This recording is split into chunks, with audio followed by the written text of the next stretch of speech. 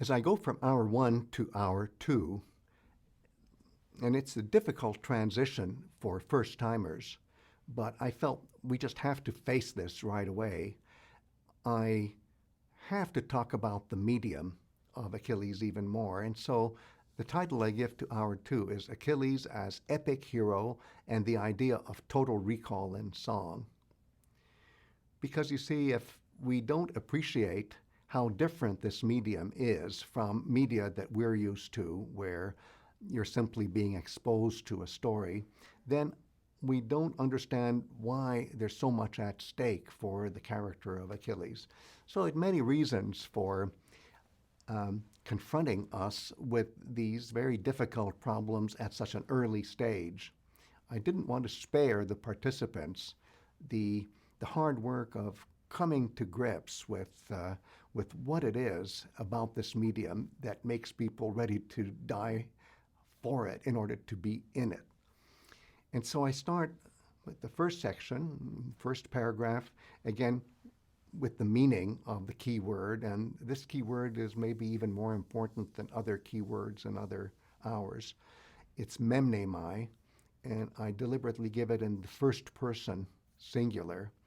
Grammatically speaking, I remember, but it's not just I remember, I have total recall. This is so important. Then the next section, which is called Phoenix and his total recall, is the proof of concept. It's the illustration that shows you exactly how total recall works when you're dealing with a story within a story. And oftentimes in our project, you can get the big picture much better if you look at a part of the picture and you see how that part works and then try to relate that to the whole. That is what is going to happen with this story inside a story, since the rules of the game are the same rules that apply to the outer narrative, to the whole Iliad, to all 15,000 plus verses. But here, when the old man is telling the story, it's still that same truthfulness, that same guarantee that what is being narrated is the absolute truth. It's the total recall of what really happened. And even though it's not quote unquote Homer who's telling the story, but a character inside the story who is going to tell how the epic of Meleagros and Cleopatra is relevant to Achilles, all that is going to fit beautifully together. Smaller picture into larger picture. And then the next section, which starts at 12, I call it the idea of Kleos as a medium of total recall. And here's where you start realizing that the medium is so self-conscious about itself that it keeps talking about itself and what its powers are. And it helps the group who is listening to this, and we should think of it as an act of listening and not just reading the way we read on a page or on a screen, and how Kleos is that kind of a medium. It has that power to tell you exactly what was done, what was said in the heroic age. Then the next one is called the idea of Kleos as epic narrative. Now, this is starting to sound more familiar. This is how we try to imagine what the medium is. Sure, we call it such forbidding names as epic, and I keep saying narrative instead of story sometimes, and I do that in order to show that you can do scientific studies of stories and how they work within a society, and how what has a meaning for society also has meaning for the individual. So I have reasons for saying narrative, even though the word is slightly forbidding. But in any case, this is kind of a literary criticism section where I try to connect how the medium works in oral tradition, and then how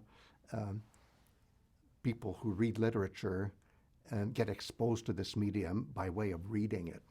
Next section is entitled An Epic Tale Told by Phoenix, and I'm trying to recapture here the excitement of what it is to hear a micro-narrative on the spot. And so what is this story of Meleagros and Cleopatra. It's going to be told in a very vivid way. It's very exciting. It's really good storytelling. It's compressed, but the compression sometimes helps because, again, we can see sometimes what the big picture is by looking at what the little picture is. And this masterpiece of compression certainly does that. Then the next section is called the form of epic poetry. And again, I switch back to trying to see, well, how does this medium translate into literature, which then comes all the way down to our times? How do we bridge that gap between what it was like to be told the story in the heroic age and then later on in ancient Greek song culture? And how do we, as people who are not part of that ancient Greek song culture, how can we try to reconstruct what it was like? And so for that, we have to understand what the literature is as well. So that's why I call this the form of epic poetry. And then the next section, to sing the Clea Andron, which I translate as the glories of men. Here is where you really get to appreciate how the medium is a performance medium. It comes alive in performance. Sure, we can talk about how we read meaning from the words, but how are the words given to you? You hear them in a performance, a live performance, and that's what this storytelling is capturing by talking about the Clea Andron, the glories of men, and how Achilles himself can show the way by performing that kind of medium himself. He can do it because he's part of it. And his best friend Patroclus can also do it because he's part of it. Then the next section, which starts at 32, I call it the Clea Andron, glories of men, as heroic song. And here I also compare how traditional societies of other cultures handle this kind of medium, how they look at this kind of medium. And one of the examples that I bring up is the so-called epic tradition, or you can say heroic tradition, of Muslim South Slavic people in the middle of the previous century and even earlier. The Clea Andron of the ancient Greeks, when you start comparing other things to the Clea Andron, will become, I think, even more interesting to you as an example of a living performance medium, even though, of course, it hasn't survived that way to us. Then the next section, I call it the concept of a speech act, and I bring in philosophical, linguistic, literary critical concerns about how when you say something in certain cultures, you're not only saying something, you're doing something, and you're doing something for the record. And that kind of importance that is given to the word is almost unfamiliar to many of us moderns because we're so used to words being just words. Well, in this culture, they're not just words, they're actual deeds. And if you do it right, if you say it right, it's like saying, I do, when you get married. Then I loop back to the epic tale told by Phoenix and try to get a bigger vision.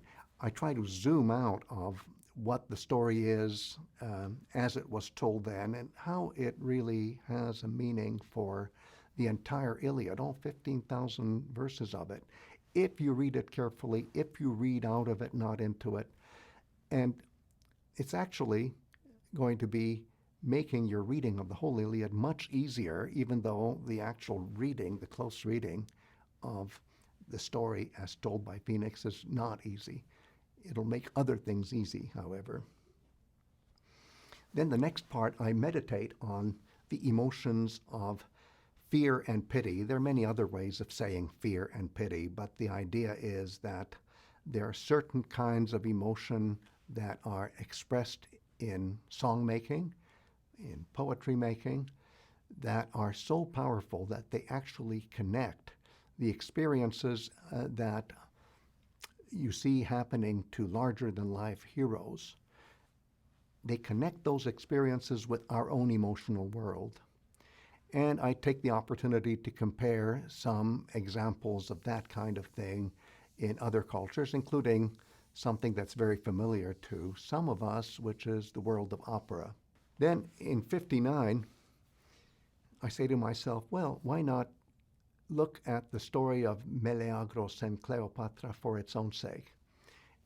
What does the story really tell that's so powerful about the ancient idea of a hero? This couple goes through all sorts of experiences that are relevant, so relevant to them that it's good to think of how it has meaning for them in the first place before we start applying how the meaning can spread to characters like Achilles. Then the next section, I call it Plato's reading of the Iliad. And this is like a preview of something that I do in a much more intensive way when we get to hours 22 and 23.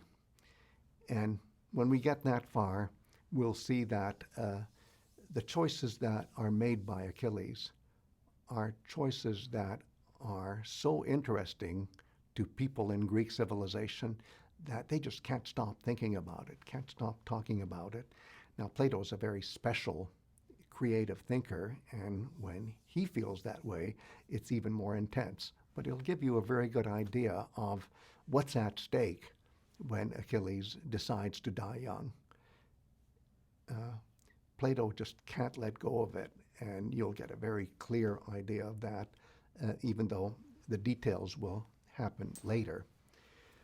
Last but not least, I loop back to the epic choice of Achilles, which is something that is so all-important that even in the introduction to the whole project, in what I call Hour Zero, I started with this same choice, and I go back to that choice, the epic choice of Achilles, how he wants to be an epic. He wants to be in the medium that we are reading. And I say it so many times in so many ways that the wonder of it all is that we're still participating in that medium that he predicts will last forever.